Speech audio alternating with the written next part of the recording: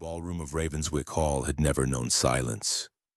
For more than 3 centuries, the great room had breathed with music, gossip, laughter, ambition, and secrets whispered behind jeweled fans. Dukes had announced engagements there. Politicians had traded promises beneath the chandeliers. Women in silk gowns had danced until dawn, while orchestras played beneath painted ceilings older than memory itself. But on a bitter December night in 1883, the ballroom fell completely still, because Duchess Eleanor Vale finally stopped pretending. She stood at the foot of the marble staircase wearing silver silk the color of moonlight.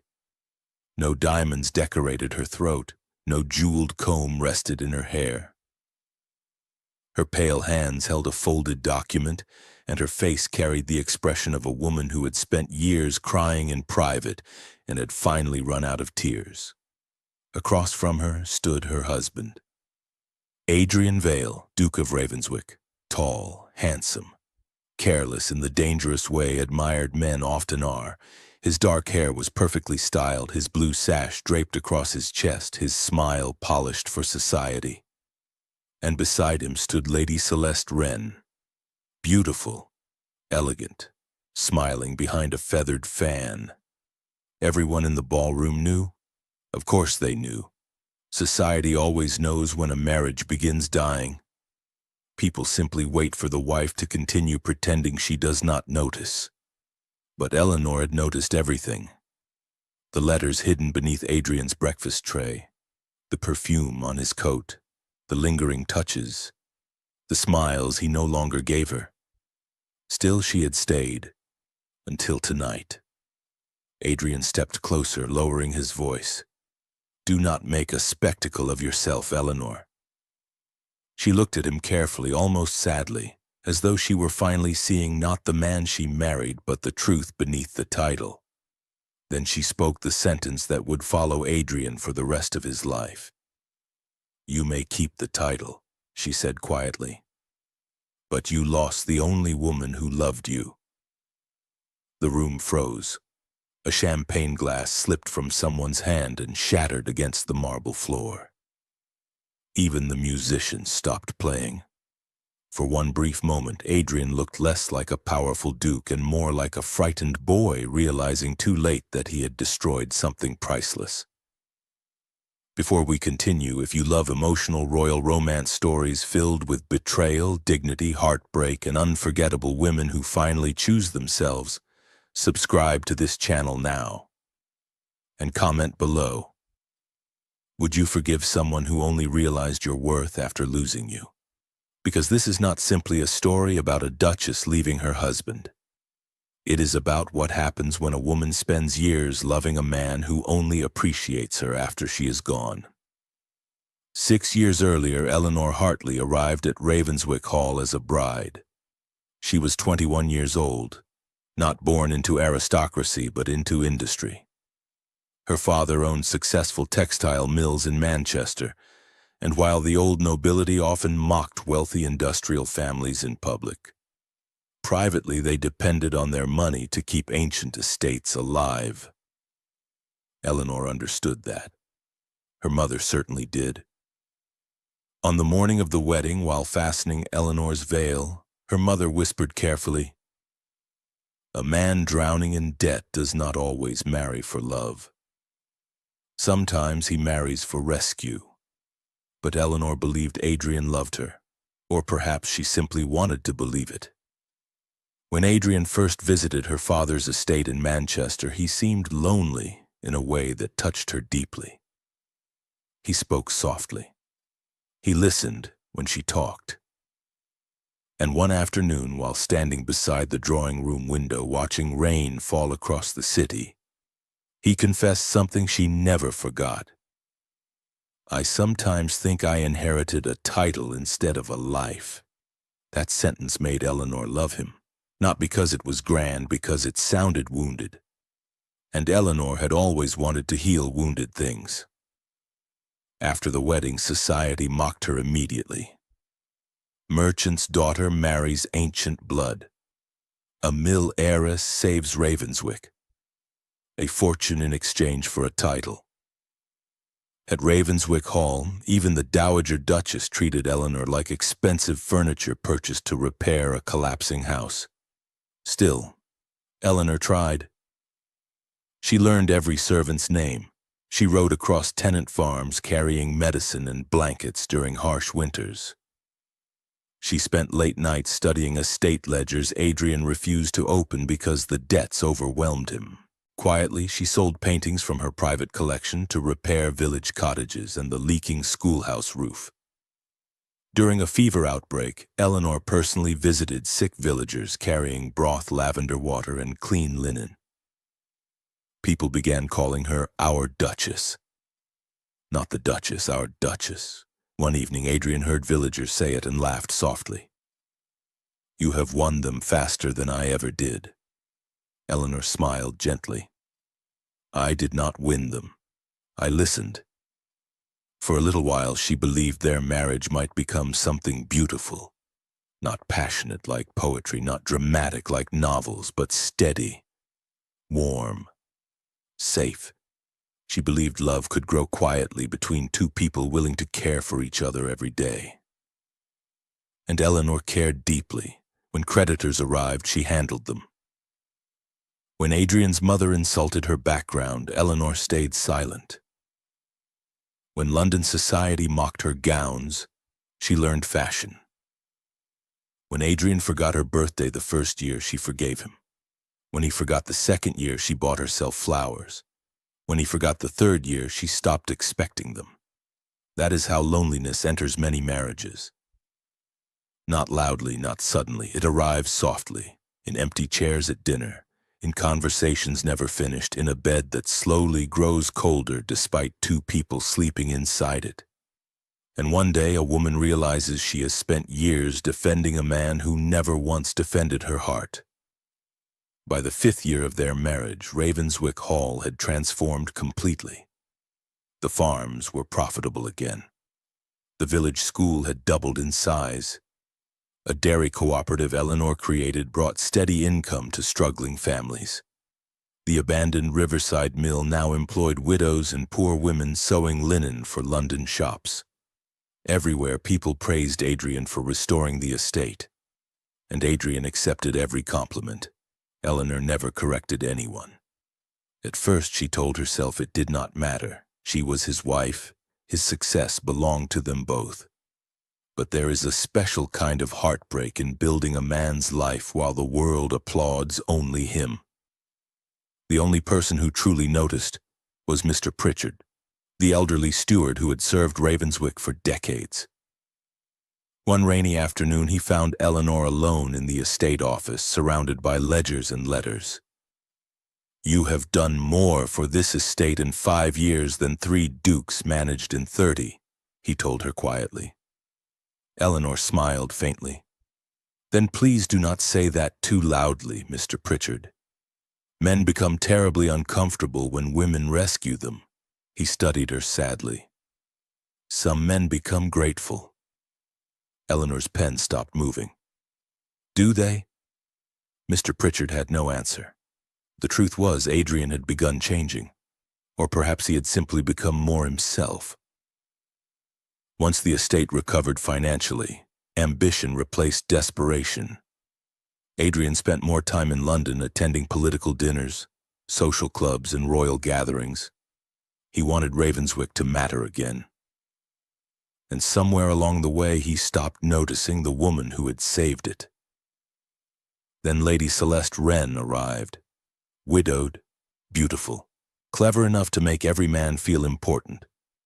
Celeste belonged perfectly to the aristocratic world that had never fully accepted Eleanor. She laughed at Adrian's jokes, touched his arm while speaking, called him Ravenswick in a soft, intimate voice. Eleanor recognized the danger immediately. Not because Celeste seduced married men. Women like Celeste rarely needed to. They simply waited for lonely, admired husbands to cross the line willingly. The first time Eleanor truly saw the change in Adrian was during a supper party at Lady Harbury's estate. Celeste leaned toward him, smiling. "You must find it exhausting," she purred, being admired for duty when you were clearly meant for greatness. Eleanor saw something shift in Adrian's face. Hunger, not necessarily for Celeste herself, but for the version of himself reflected in her admiration. A man too extraordinary for ordinary domestic life, a man trapped by responsibility, a man whose wife was useful but uninspiring. That night, during the carriage ride home, Eleanor asked quietly, "Do you admire Lady Wren?" Adrian barely glanced at her. "She is amusing." "So is fire," Eleanor replied softly, "when it is not your house burning." His expression hardened immediately. "I am not a child." "No," Eleanor said. "Children usually apologize after breaking things. After that, the affair unfolded exactly the way such affairs always do. Not dramatically, quietly, in delayed returns from London, locked drawers, secret letters, unexplained irritation, and perfume that did not belong to his wife. Then came the loss that shattered Eleanor completely. The child. Few people knew she was pregnant. She had planned to tell Adrian privately during his return from London. Foolishly, she imagined the news might heal the distance growing between them. She imagined him smiling, holding her, becoming the man she once believed he could be. But Adrian did not return Thursday or Friday. By Saturday evening, Eleanor collapsed from pain. The servant sent immediately for the doctor and a telegram for Adrian. He arrived 2 days later. Too late. The child was gone. Only a tiny knitted cap remained hidden beneath Eleanor's pillow. Adrian stood awkwardly at the bedroom doorway, smelling faintly of cigars and another woman's perfume. "Why was I not told sooner?" he asked. Eleanor stared toward the window. "You were told. I came as quickly as possible." "No," she whispered painfully. "You came as quickly as you chose." Silence filled the room.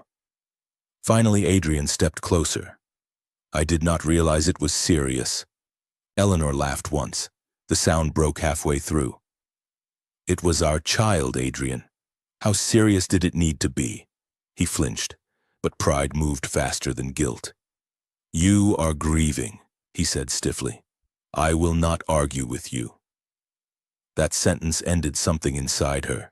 Not the marriage, not yet, but the final hopeful part of her heart. Because love can survive hardship. Love can survive fear. Love can survive anger if two people still reach for each other in darkness. But love cannot survive abandonment disguised as inconvenience. 3 months later, Ravenswick prepared for its annual winter ball. Eleanor begged Adrian to cancel it. He refused. Important political guests were attending, and Adrian wanted Ravenswick to appear stronger than ever. "The house must look alive," he insisted. Eleanor nearly replied, "Even if I do not?" But she stayed silent. She organized flowers, musicians, meals, guest rooms, decorations. The night of the ball, she wore silver silk. Adrian glanced at her briefly. "You look well." Once those words would have meant everything to her. Now they felt like crumbs tossed toward a starving woman. Then Lady Celeste arrived wearing emerald velvet. Adrian crossed the ballroom immediately to greet her. Everyone noticed. Eleanor stood near the fireplace, pretending not to care, while whispers floated through the room. Poor Duchess. A man marries money but seeks beauty elsewhere. She cannot possibly be surprised. Later that evening, Eleanor escaped briefly to the library. That was where she overheard Adrian and Celeste together. "You are cruel to keep her hoping," Celeste murmured. Adrian sighed tiredly. "Eleanor does not hope. She endures. It is what she does best." "Does she love you?" A pause. "Yes," Adrian admitted. "More than is sensible." "And you?" Another silence. Then came the sentence Eleanor never forgot. "I am grateful to her." Grateful. Not devoted, not sorry, not in love. Grateful. as though she were a useful servant, a comfortable arrangement, a debt repaid. Something inside Eleanor became still, not shattered, not hysterical. Calm. And sometimes calm is more dangerous than rage. That same night, Mr. Pritchard quietly brought her documents from the estate safe. Her marriage settlement, her father's legal papers, and confirmation that under the new Married Women's Property Act, Greyhaven House and her inheritance remained legally hers. For the first time in years, Eleanor realized she was not trapped. The next morning, Adrian found her calmly packing. A trunk stood near the door. "What is this?" he demanded. "My departure." "You cannot leave Ravenswick." "I can," Eleanor replied evenly, "and I will. You are my wife." "I was." He stared at her in disbelief. "You are angry." "No," Eleanor said quietly. "I am finished." She told him the truth at last. "You wanted my money, my silence, my devotion. You wanted me to keep your house warm while you searched elsewhere for fire." His face darkened. "You will lose everything." Eleanor lifted the solicitor's letter. "No, I will finally stop losing myself." Before leaving, she paused beside the doorway. "If you ever loved me at all, Adrian, do not follow me today. Let me have one clean ending." And then she walked away from Ravenswick Hall forever. If this story is touching your heart so far, comment dignity below. Because sometimes walking away is not weakness. Sometimes it is survival. And if you enjoy emotional stories about love, betrayal, healing, and powerful women who choose themselves, subscribe now before the next story begins. Greyhaven House stood beside the sea. It was smaller than Ravenswick, older, weathered by salt and storms. But Eleanor loved it immediately. The crashing waves felt honest. The house made no promises it could not keep, unlike her marriage. The first weeks alone were difficult. Some mornings Eleanor still reached across the bed expecting Adrian beside her. Then she remembered he had emotionally disappeared years before she physically left. Pause for a moment and think about this. Eleanor never stopped loving Adrian immediately. That is what makes stories like this painful. Walking away from someone who hurt you is difficult. Walking away from someone you still love is devastating. If you believe dignity matters more than titles, comment dignity below. Letters arrived constantly. Curious society women pretending concern. Cold messages from Adrian's mother, and eventually one letter from Adrian himself. Eleanor stared at the envelope for hours before opening it. Inside were only a few lines. "You have made your point. Return before this becomes impossible to repair. We may discuss reasonable arrangements once you are calm. Ravenswick, not Adrian, not your husband. Ravenswick. Management instead of love, authority instead of apology." Eleanor laughed bitterly before throwing the letter into the fire. By spring, Greyhaven slowly transformed. Eleanor repaired the property. She converted the old stable into a workshop employing widows and poor village women. Instead of charity, she offered wages. "No one survives on pity," she told them. "Work gives dignity." The women stitched linen and lace while storms crashed outside the cliffs. For the first time in years, Eleanor began sleeping peacefully, then laughing, then breathing fully again. Still, sometimes she missed Adrian. That was the cruelest part. Freedom does not erase love immediately. It simply teaches you that love alone is not enough. Meanwhile, Ravenswick Hall slowly unraveled without her. Accounts fell behind. Tenant disputes increased, staff resigned. The estate lost structure because Eleanor had quietly managed almost everything. Even Lady Celeste noticed. During one visit, she glanced around the disorganized household and remarked coolly, "I thought the Duchess handled these matters." Adrian snapped immediately. "She is not dead." "No," Celeste replied, "only absent, which seems considerably worse for you." That was the moment Adrian finally understood something devastating. Celeste never loved him either. She loved admiration, status, attention. But Eleanor had loved the frightened, lonely man beneath the title. One night, Adrian entered the estate office Eleanor once used. Her presence remained everywhere. Her teacup, her notes, her careful handwriting inside ledgers. For hours, he read page after page. Repair North Cottages before frost. Ensure medicine reaches Mrs. Bell. Remember Adrian's speech. Then he found one line that shattered him completely. Order violets for my birthday. If he forgets, order them anyway. And tucked between the pages rested the tiny knitted cap of the child they lost. Adrian sat alone in silence, holding it for a very long time. Months later, he traveled to Greyhaven. Eleanor looked different when she greeted him. Lighter somehow, not because pain disappeared, because fear had. "I found the ledgers," Adrian said quietly. "They were never hidden. I found the child's cap." For the first time, her expression cracked slightly. "You should have held me," she whispered. "Not just the memory afterward." He lowered his eyes. "I have been monstrous." Eleanor shook her head sadly. "No, you have been ordinary. That is the tragedy." He frowned. "What does that mean?" "A monster is easy to leave," she explained quietly. "But a man who is admired publicly and neglectful privately confuses a woman. He makes her doubt her own pain because no one else sees the wound." Adrian's voice broke slightly.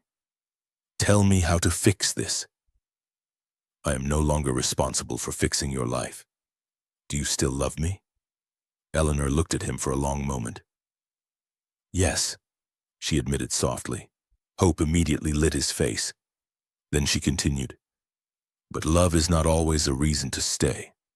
Those words nearly destroyed him.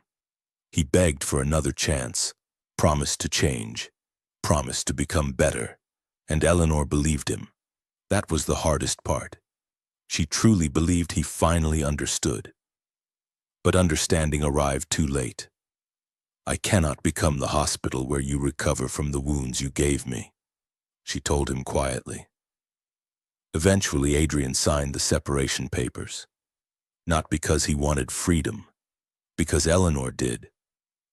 News spread across London instantly. Society feasted on the scandal. But Eleanor no longer cared. Years passed. Greyhaven flourished. The workshop became a successful business. A small school opened beside the sea. Women respected Eleanor not because she was a duchess, but because she rebuilt herself after heartbreak. Adrian changed too, quietly.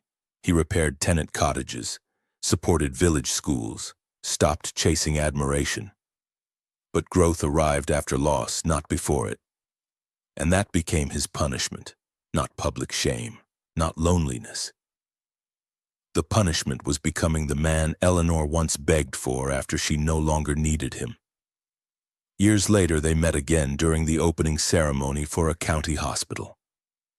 Eleanor wore dark green silk, no royal jewels, no sign of belonging to anyone except herself, and yet every eye in the room followed her. Because dignity shines differently from status. Adrian approached carefully. "You look well."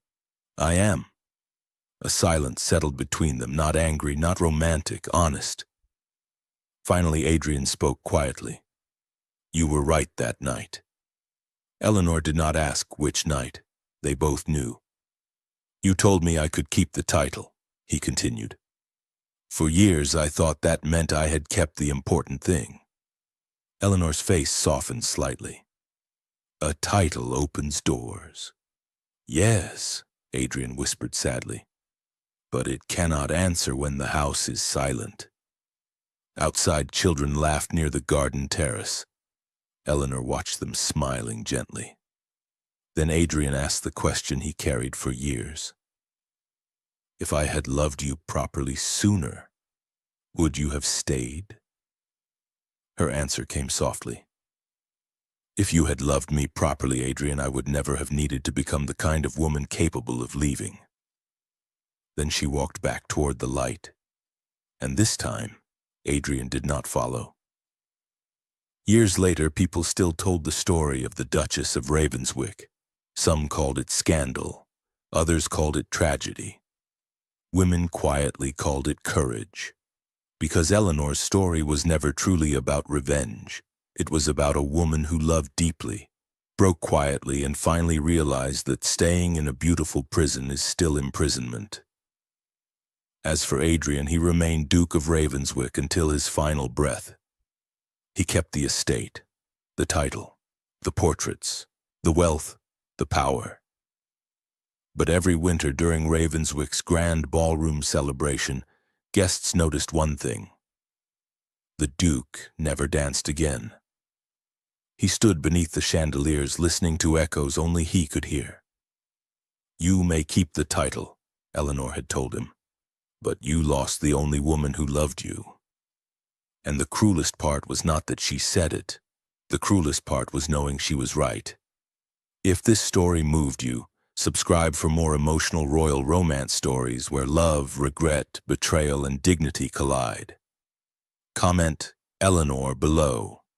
If you believe choosing yourself can sometimes be the bravest form of love, and share this story with someone who needs to remember that being chosen late is not the same as being loved well. And perhaps that is why people still remember Eleanor's story years later. Not because she became powerful, not because she ruined a duke, but because she finally understood that love without respect slowly becomes a prison. Adrian kept the title, the estate, the wealth, and the name. But Eleanor kept something far more important: herself.